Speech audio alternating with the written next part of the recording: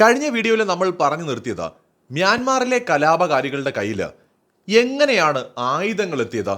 അതായത് ഒരു സൈന്യത്തിനെതിരെ പോരാടാൻ റോക്കറ്റ് ലോഞ്ചറുകൾ, മിസൈലുകൾ, തോക്കുകൾ, ആവശ്യത്തിലധികം ബുള്ളറ്റുകൾ, ബോംബുകൾ ഇതൊക്കെ എങ്ങനെയാണ് മ്യാൻമാറിലുള്ള വിഘടനവാദ ഗ്രൂപ്പുകളുടെയും ഗോത്രങ്ങളുടെയും കൈകളിലെത്തിയത്. എങ്ങനെയൊക്കെ നോക്കിയാലും മ്യാൻമാറിലേക്ക് ഇത് എത്താനുള്ള സാഹചര്യങ്ങൾ വളരെ കുറവാണ് അല്ലേ.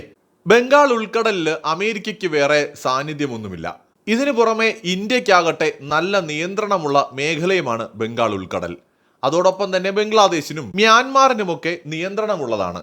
അപ്പോൾ പിന്നെ ഏതു വഴി ആയിരിക്കാം ആയുധങ്ങൾ എത്തിയത്? അവിടെയാണ് നമ്മളെ ഞെട്ടിക്കുന്ന മറ്റൊരു കാര്യം. തായ്ലൻഡ്. മ്യാൻമാറിലെ ഈ പ്രശ്നങ്ങളെല്ലാം തുടങ്ങുന്നതിന് മുമ്പ്, അതായത് 2021 കലാപമുണ്ടാകുന്നതിന് മുമ്പ് അങ്ങ് തായ്ലൻഡിൽ ഒരു കലാപം നടന്നു. 2020-21 തായ് പ്രൊട്ടസ്റ്റ് എന്നാണ് ഇത് അറിയപ്പെടുന്നത്. ഇത് തുടങ്ങുന്നത് 2020-ലാണ്. ഈ ഒരു കലാപം സത്യത്തിൽ തായ് ഗവൺമെന്റിനെ, വിശേഷിച്ച് രാജാവിനെ മുട്ടുകുത്തിക്കാനുള്ള ഒരു നീക്കത്തിന്റെ ഭാഗമാണ്. അമേരിക്കയുടെ എല്ലാ നീക്കങ്ങളും നിങ്ങൾ നോക്കിയാൽ മനസ്സിലാവും. വിദ്യാർത്ഥി പ്രക്ഷോഭങ്ങളൊക്കെ ആയിട്ടായിരിക്കും ഇത് പലപ്പോഴും തുടങ്ങുന്നത്. ഇതിന്റെ ആദ്യ ഫേസ് തുടങ്ങിയത് ഫെബ്രുവരി 2020-ലാണ്. രണ്ടാമത്തെ ഫേസ് 2020 ജൂലൈ മുതൽ ഡിസംബർ വരെ. മൂന്നാമത്തെ ഫേസ് ഫെബ്രുവരി 21 മുതൽ ഏപ്രിൽ 21 വരെ. നമ്മളിവിടെ ശ്രദ്ധിക്കേണ്ട ഒരു കാര്യമുണ്ട്. ലോകത്ത് കോവിഡ് പ്രശ്നങ്ങൾ നടക്കുന്നതിന്റെ ഇടയിലാണ് ഈ കാര്യങ്ങൾ നടന്നത് എന്ന് നമ്മൾ അറിയണം. അതുകൊണ്ടാണ് നമ്മളിൽ പലരും ഇതൊക്കെ അറിയാതെ പോയത്. കോവിഡിന്റെ പിതൃത്വവും ഇനി പറയുന്ന സായിപ്പിനാണോ എന്നൊന്നും നമുക്ക് അറിയില്ല. എന്താണെങ്കിലും ചൈന അത്ര ശുദ്ധമായ പരിശുദ്ധമായ കൈകളുള്ള രാജ്യമല്ലാത്തത് കൊണ്ട് അവരുടെ മേലുള്ള ബ്ലെയിം തൽക്കാലം അങ്ങനെ മാറിപ്പോകത്തില്ല. എന്താണെങ്കിലും ഇതൊരു ദുരൂഹതയായിട്ട് എക്കാലം നിലനിൽക്കും. കോവിഡിന്റെ മറവിൽ ഏറ്റവും കൂടുതൽ നേട്ടമുണ്ടാക്കിയത് ചൈനയും അമേരിക്കയുമാണെന്നുള്ളതാണ് എടുത്തു പറയേണ്ടത്. അമേരിക്കയ്ക്ക് ജിയോ പൊളിറ്റിക്സിൽ ഒരുപാട് അഡ്വാൻറ്റേജ് കോവിഡ് നൽകിയിട്ടുണ്ട്. അതിലൊന്നാണ് ഈ തായ് പ്രൊട്ടസ്റ്റ് എന്ന് പറയുന്നത്. ഇതിലെ അമേരിക്കയുടെ ഇൻവോൾവ്മെന്റിനെ കുറിച്ച് പറയാൻ കാരണം, ഈ അമേരിക്ക ജനാധിപത്യം എന്നത് അവരുടെ അധിനിവേശങ്ങൾക്ക് വേണ്ടിയും അവരുടെ നയങ്ങൾ നടപ്പിലാക്കുന്നതിന് വേണ്ടിയും ഉപയോഗിക്കുന്ന ഒരു ഒന്നാന്തരം ആയുധമാണ്. ഇപ്പോൾ ഈ അമേരിക്കൻ ഒരു സ്റ്റൈലുണ്ട്. ഒരു രാജ്യത്തൊരു പ്രതിസന്ധി ഉണ്ടാകുന്നതിൽ ആ സ്റ്റൈല് നമ്മൾ മുമ്പ് അറബ് വസന്തം എന്ന് കേട്ടിട്ടുള്ള സ്റ്റൈലാണ്. അത് നമ്മൾ ഇപ്പോൾ ബംഗ്ലാദേശിൽ ഏറ്റവും ഒടുവിൽ കണ്ടൊരു സ്റ്റൈലാണ്. വിദ്യാർത്ഥികളാണ് ഇതിന് തുടക്കമിടുന്നത്. അല്ലെങ്കിൽ ഒരു രാജ്യത്ത് ഒരു സ്ഥലത്തൊരു കലാപം അങ്ങ് പൊട്ടിപ്പുറപ്പെടും. കർഷക സമരം, വിദ്യാർത്ഥി സമരം, ഇവരെപ്പോഴും തിരഞ്ഞെടുക്കുന്ന രീതികൾ എന്ന് പറയുന്നത് ഒന്നുകിൽ കമ്മ്യൂണൽ വിഭാഗങ്ങളായിരിക്കും, ഇല്ലെങ്കിൽ വിദ്യാർത്ഥികളായിരിക്കും. വളരെ സെൻസിറ്റീവ് ആയിട്ടുള്ള ആൾക്കാരെ ചൂസ് ചെയ്യത്തുള്ളൂ.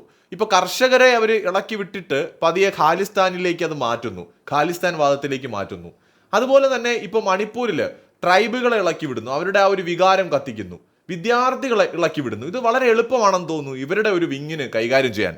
അതുപോലെ തായ്ലൻഡിലും നടന്നത് വിദ്യാർത്ഥി പ്രക്ഷോഭമാണ്. 2020 ഒരു കൂട്ടം വിദ്യാർത്ഥികൾ തുടങ്ങിയ പ്രക്ഷോഭം രാജ്യത്തന്ന് വലിയ പ്രതിസന്ധിയാണ് സൃഷ്ടിച്ചത്. അവരാവശ്യപ്പെട്ടത് ഒരു പൊളിറ്റിക്കൽ റീഫോം ആവശ്യമാണ് എന്നുള്ളതാണ്. അതായത് കോൺസ്റ്റിറ്റ്യൂഷൻ ചേഞ്ച് ചെയ്യണം, പ്രധാനമന്ത്രി രാജിവെക്കണം, രാജഭരണം അവസാനിപ്പിക്കണം. ഇതൊക്കെയാണ് അവരുയർത്തിയ ആവശ്യങ്ങൾ. അവിടെ ഈ ഒരു മൂവ്മെന്റ് നടന്നത് സോഷ്യൽ മീഡിയയിലൂടെയാണ്. അതാണ് ഇൻട്രസ്റ്റിംഗ് ആയിട്ടുള്ള ഒരു കണക്ഷൻ എന്ന് പറയുന്നത്.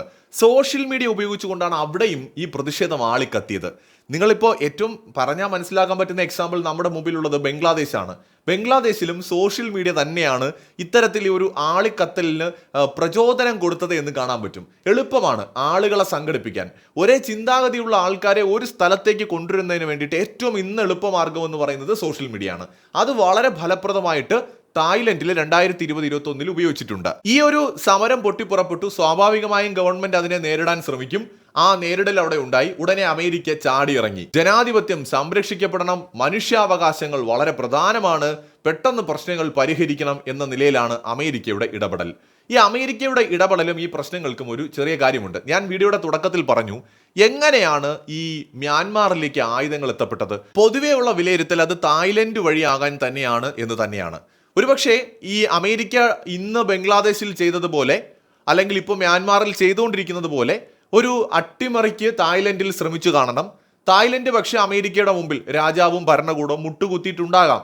അവരൊടുവിൽ ഒരു ഒത്തുതീർപ്പിലേക്ക് എത്തിയിട്ടുണ്ടാകും. തായ്ലൻഡിലൂടെ ഒരുപക്ഷെ മ്യാൻമാറിലേക്ക് ആയുധങ്ങൾ അടക്കം എത്തിയിട്ടുണ്ടാകാനുള്ള സാധ്യതയാണ് കാണുന്നത്. എന്തായാലും ഇന്നിപ്പോൾ ഒരു ഒത്തുതീർപ്പിൽ എത്തിയെങ്കിലും ഇന്നല്ലെങ്കിൽ നാളെ മ്യാൻമാറിൽ സംഭവിച്ച കാര്യം തായ്ലൻഡിലും സംഭവിക്കും. ബംഗ്ലാദേശിൽ സംഭവിച്ച കാര്യം തായ്ലൻഡിലും സംഭവിക്കും. അമേരിക്ക ജനാധിപത്യം എന്ന ഒരു ടൂൾ ഉപയോഗിച്ചുകൊണ്ട് രാജ്യങ്ങളെ അട്ടിമറിക്കുകയാണ്. ഇപ്പോൾ തായ്ലൻഡിൽ എന്തെങ്കിലും പ്രശ്നമുള്ളതായിട്ട് നമുക്കറിയില്ല. തായ്ലൻഡ് വളരെ സമാധാനപരമായിട്ട് പോകുന്ന ഒരു രാജ്യമാണ്. ധാരാളം ടൂറിസ്റ്റുകൾ പോകുന്ന ഒരു രാജ്യമാണ്, സമാധാനത്തോടെ പോകുന്ന രാജ്യമാണ്. ഈവൻ ബംഗ്ലാദേശ് സാധാരണ ഇസ്ലാമിക രാഷ്ട്രങ്ങളെ അപേക്ഷിച്ച് എത്ര സമാധാനമുള്ളൊരു രാജ്യമായിരുന്നു. ഇന്ന് അവിടുത്തെ രാഷ്ട്രീയ സാഹചര്യം എന്താണെന്ന് നോക്കൂ. 2021 വരെ മ്യാൻമാറിലും കാര്യങ്ങളൊക്കെ ഒരുവിധം നല്ല പോലെയാണ് പോയിക്കൊണ്ടിരുന്നത്. പക്ഷെ 2021 ഈ തായ്ലൻഡിലെ പ്രശ്നങ്ങളോട് ചേർന്ന് തന്നെ, അത് കഴിഞ്ഞ ഉടനെ തന്നെ, അല്ലെങ്കിൽ അത് നടക്കുന്നതിനിടയിൽ തന്നെ മ്യാൻമാറിൽ സൈനിക അട്ടിമറി ഉണ്ടാവുകയാണ്. എന്തുകൊണ്ടായിരിക്കാം അവിടെ സൈന്യം അധികാരം പിടിച്ചത്? ഓങ് സാങ് സൂചി. സത്യത്തിൽ കുറച്ച് നാളുകൾക്ക് മുമ്പ് വരെ ഇവരെ വളരെ മതിപ്പുണ്ടായിരുന്നു, ഇവരോട് വളരെ മതിപ്പ് തോന്നിയിരുന്ന ആളാണ് ഞാനും. ഇവരൊരു വലിയ സംഭവമായിട്ടൊക്കെയാണ് കരുതിയിരുന്നത്. പക്ഷെ അമേരിക്ക ഓരോ രാജ്യങ്ങളെയും അട്ടിമറിക്കാനായി നടത്തുന്ന അമേരിക്കയുടെ ചരിത്രത്തെക്കുറിച്ച് വളരെ ആഴത്തിൽ മനസ്സിലായപ്പോൾ തീർച്ചയായിട്ടും ഓങ് സാൻ സൂചി എന്ന് പറയുന്നത് ഇന്ന് ബംഗ്ലാദേശിൽ അധികാരത്തിൽ എത്തിയിരിക്കുന്ന നമ്മുടെ യൂനസിന്റെ മറ്റൊരു പതിപ്പാണ്. അതെ, യൂനസ് തന്നെയാണ് ഓങ് സാൻ സൂചിയും. ഓങ് സാൻ സൂചിക്കും കിട്ടിയിട്ടുണ്ട് ഒരു നോബൽ സമ്മാനം. 1991 സമാധാനത്തിനുള്ള നോബൽ സമ്മാനം ലഭിച്ച ആളാണ് ഓങ് സാൻ സൂചി. അപ്പോൾ എന്തായിരിക്കാം മ്യാൻമാറിൽ പട്ടാള അട്ടിമറിക്ക് കാരണം? ഈ മ്യാൻമാർ പട്ടാളം എന്ന് പറയുന്നത് ചൈനയുമായിട്ട് നല്ല ബന്ധം പുലർത്തുന്ന പട്ടാളമാണ്. ഇന്ത്യയുമായിട്ടും അവർക്ക് നല്ല ബന്ധമുണ്ട്. ചൈനയുമായിട്ട് നേരത്തെ കുറച്ചധികം ബന്ധം അവർക്ക് ഉണ്ടായിരുന്നു. അപ്പൊ അതുകൊണ്ട് തന്നെ മ്യാൻമാറിൽ ഒരു അട്ടിമറി നടക്കാൻ പോവുകയാണ് എന്ന സന്ദേശം ഒരുപക്ഷെ ചൈന വഴിയോ മറ്റേതെങ്കിലും സോഴ്സ് വഴിയോ നമുക്ക് ഉറപ്പില്ല, മ്യാൻമാർ പട്ടാളത്തിന് ലഭിച്ചിട്ടുണ്ടാകണം. കാരണം ഓങ് സാൻ സൂചി ഈ അമേരിക്കയുടെ നയങ്ങൾക്ക് എല്ലാ രീതിയിലും ഒപ്പം നിൽക്കുന്ന ആളാണ്. അമേരിക്കൻ താല്പര്യങ്ങൾ സംരക്ഷിക്കുന്ന ആളാണ്. അപ്പോൾ അമേരിക്കയ്ക്ക് ആ റീജിയണിലുള്ള താല്പര്യങ്ങൾ നടപ്പിലാക്കാനായിട്ട് ഓങ് സാൻ സൂചി ശ്രമിക്കും, അല്ലെങ്കിൽ അവരെ ഉപയോഗിച്ചുകൊണ്ട് അമേരിക്ക അത് ചെയ്യും എന്ന് മനസ്സിലാക്കിക്കൊണ്ടാകണം പട്ടാളം അവരെ പുറത്താക്കി അധികാരം പിടിച്ചെടുത്തത്. കാരണം ഇവർ അമേരിക്കയുടെ ഒരു ടോയ് ആയിട്ടാണ് പൊതുവെ കാണുന്നത്. അപ്പോൾ അമേരിക്ക ബർമയിലും അവരുടെ സ്വാധീനം ഉറപ്പിക്കാൻ, ഒരു പക്ഷേ നമ്മൾ ഈ പറഞ്ഞ നേരത്തെ വീഡിയോയിൽ പറഞ്ഞ ഒരു ക്രിസ്ത്യൻ രാജ്യം ഡെവലപ്പ് ചെയ്യാനായിട്ട് ഒരു പക്ഷേ ഇവരുടെ പിന്തുണ ഉണ്ടാകാനോ, അതല്ലെങ്കിൽ ഈ മ്യാൻമാർ എന്ന് പറയുന്ന രാജ്യത്ത് അമേരിക്കയ്ക്ക് കൂടുതൽ സ്വാധീനം കൊടുക്കാനോ, ഇവരുടെ നിയന്ത്രണത്തിലുള്ള പ്രദേശങ്ങൾ വല്ലതും നൽകാനോ, അങ്ങനെ എന്തെങ്കിലും നമുക്ക് അത്ര വ്യക്തമല്ലാത്തൊരു കാരണം ഇതിൻ്റെ പിന്നിലുണ്ടാകാം. അതുകൊണ്ടായിരിക്കാം ചിലപ്പോൾ പട്ടാളം ഇവരെ പുറത്താക്കി അധികാരം പിടിച്ചത്.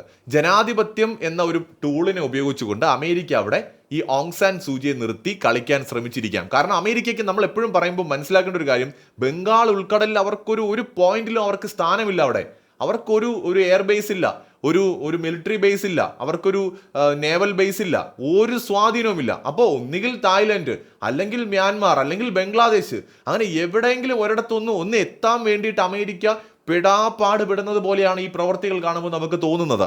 ഓങ് സാങ് സൂചി ഇന്ത്യയിൽ അഭയം തേടിയിട്ടുള്ള ആളാണ്. ഇവരുടെ അമ്മയ്ക്കൊപ്പം ഡൽഹിയിൽ താമസിക്കുകയും ഡൽഹിയിൽ താമസിച്ചുകൊണ്ട് ലേഡി ശ്രീറാം കോളേജിൽ ചേർന്നിട്ട് ബിരുദമൊക്കെ എടുക്കുകയും ചെയ്തു 1964. പിന്നീട് ഇവർ ഓക്സ്ഫോർഡിലേക്ക് പോവാണ്. അവിടെയാണ് സാമ്പത്തിക ശാസ്ത്രം, രാജ്യതന്ത്രം, തത്വശാസ്ത്രത്തിലൊക്കെ അവർ ബിരുദം നേടുന്നത്. ഈ സായിപ്പിന്റെ ഒരു തന്ത്രം എന്ന് പറയുന്നത് അവരുടെ വർഗത്തിൽപ്പെട്ട ആരെങ്കിലും ഒരാളെ അധികാര കേന്ദ്രങ്ങളിലേക്ക് ഏതെങ്കിലും രൂപത്തിൽ കൊണ്ടുവരും. ഇപ്പോൾ ഒരു കുടുംബമാണ് അധികാരം കൈയാളുന്നതെങ്കിൽ ആ കുടുംബത്തിലേക്ക് അവരുടെ വേണ്ടപ്പെട്ട ഒരാളെ എങ്ങനെയെങ്കിലും അവർ കൊണ്ടുവരും. അതിന് എന്ത് തന്ത്രമാണ് അവർ ഉപയോഗിക്കുന്നതെന്നും എനിക്കറിയില്ല. അത് പല രാജ്യങ്ങളിൽ നമ്മൾ കണ്ടിട്ടുണ്ട്. കൂടുതൽ ഉദാഹരണങ്ങൾ സ്വന്തം യുക്തിയിൽ തന്നെ ചിന്തിക്കാം. എന്തായാലും മൈക്കൽ ആരിസ് എന്ന് പറയുന്ന ആളാണ് ഇവരുടെ ഭർത്താവ് എന്നുള്ളതാണ് ഏറ്റവും ഇൻട്രസ്റ്റിംഗ് കാര്യം. മൈക്കൽ ആരിസ് എന്ന് പറയുന്നത് ആരാണ്? വേണമെങ്കിൽ ഒരു ഭൂട്ടാൻകാരൻ എന്ന് പറയാം. അതെ, ഇദ്ദേഹം ഒരു ഭൂട്ടാൻകാരനെന്നോ അല്ലെങ്കിൽ ഒരു ടിബറ്റൻ എന്നോ ഒരു ഹിമാലയൻ ജീവി എന്നോ ഒക്കെ പറയാം. അങ്ങനത്തെ ഒരാളാ. ശരിക്കും 1999 ഇദ്ദേഹം മരണപ്പെട്ടു. 1946 ജനിച്ചത്. യഥാർത്ഥത്തിൽ ഇദ്ദേഹം ഒരു ബ്രിട്ടീഷ് ഹിസ്റ്റോറിയനാണ്. ഹിമാലയൻ ചരിത്രത്തെക്കുറിച്ച് പഠിക്കാൻ വളരെ താല്പര്യമുള്ള ആളാണ് ഇദ്ദേഹം. അങ്ങനെയാണ് ഇദ്ദേഹം 1972 ബുദ്ധമത ആചാരമനുസരിച്ച് ഓങ് സാൻ സൂചിയെ വിവാഹം കഴിക്കുന്നത്. ആരെങ്കിലും ചോദിച്ചാൽ എൻ്റെ ഭർത്താവ് ഭൂട്ടാൻ സ്വദേശിയാണെന്ന് പറയാൻ വേണ്ടിയാണോ എന്നൊന്നും എനിക്കറിയില്ല. ഇദ്ദേഹം ഒരു ഭൂട്ടാനിൽ താമസമാക്കിയ ആളാണ്. ഭൂട്ടാനിൽ താമസമാക്കിയ ഒരു ബ്രിട്ടീഷുകാരനാണ് മ്യാൻമാറിലെ ഏറ്റവും ജനപ്രിയ ആയിട്ടുള്ള നേതാവിൻ്റെ ഭർത്താവ്. അപ്പോൾ എങ്ങനെയാണ് ഈ ഒരു കണക്ഷൻ വന്നതെന്ന് നോക്കൂ. അപ്പോൾ ബ്രിട്ടീഷുകാരുടെ അല്ലെങ്കിൽ വെള്ളക്കാരൻ്റെ സാന്നിധ്യം അങ്ങനെ പല രൂപത്തിലും പല രാജ്യങ്ങളിലും ഉണ്ടാകും. മ്യാൻമാർ എന്ന് പറയുന്നത് ബ്രിട്ടന്റെ നിയന്ത്രണത്തിലുണ്ടായിരുന്ന ഒരു പ്രദേശമാണല്ലോ, അവരുടെ കോളനി ആയിരുന്നല്ലോ. അവർ ആ കോളനി വിട്ടു പോയെങ്കിലും അവർ പൂർണ്ണമായിട്ടും ആ പിടി വിടാൻ തയ്യാറാവില്ല. പല രൂപത്തിലും അവരവിടെ പിടിമുറുക്കാൻ ശ്രമിക്കും. അപ്പോൾ അതിന്റെ ഭാഗമായിട്ടുള്ള പ്രശ്നങ്ങളാണ് നമ്മൾ ഈ കാണുന്നത് ഇന്ന്. അപ്പോൾ ഓങ് സാൻ സൂചി ഒരു വെള്ളക്കാരന്റെ ഒരു ആയുധമാണ് മ്യാൻമാറിനെ നിയന്ത്രിക്കാനായിട്ടുള്ള. ഇത് മനസ്സിലാക്കി തന്നെ ആകണം പട്ടാളം നിരന്തരമായി അവിടെ അട്ടിമറികൾ നടത്തിക്കൊണ്ടിരുന്നത് എന്ന് വേണം കരുതാൻ. നാഷണൽ സെക്യൂരിറ്റി ആയിരിക്കാം അവരെ ചിന്തിപ്പിച്ച ഒരു ഘടകം. ഇതിലെ വസ്തുതകൾ തീർച്ചയായിട്ടും വ്യക്തമായും മനസ്സിലാക്കാൻ വഴികളൊന്നുമില്ല. എന്തായാലും ഒന്നുറപ്പാണ്, നമ്മൾ ഈ കാണുന്നതൊന്നുമല്ല സത്യം. അതിൻ്റെയൊക്കെ പിന്നിൽ വലിയ കളികൾ ലോകത്ത് നടക്കുന്നുണ്ട്. ഇന്ന് മ്യാൻമാർ ശരിക്കും പറഞ്ഞാൽ വലിയ പ്രതിസന്ധിയിലൂടെ കടന്നു പോവുകയാണ്. വലിയ പ്രതിഷേധങ്ങളും കലാപങ്ങളും അവിടെ നടക്കുകയാണ്. മ്യാൻമാർ ഭരണകൂടവും അവിടുത്തെ മറ്റേ ഗോത്രവർഗ്ഗങ്ങളും തമ്മിലും ആയിട്ട് വലിയ സംഘർഷങ്ങൾ. ഒരുപാട് പ്രദേശങ്ങൾ ഗോത്രങ്ങളുടെയും വിഘടനവാദികളുടെയും കൈകളിൽ അവിടെയുണ്ട്. ഇവിടെയാണ് ഷെയ്ഖ് ഹസീന പറഞ്ഞത് സത്യമാവുന്നത്. തീർച്ചയായിട്ടും സെയിന്റ് മാർട്ടിൻ ദ്വീപ് അമേരിക്ക ചോദിച്ചു കാണും.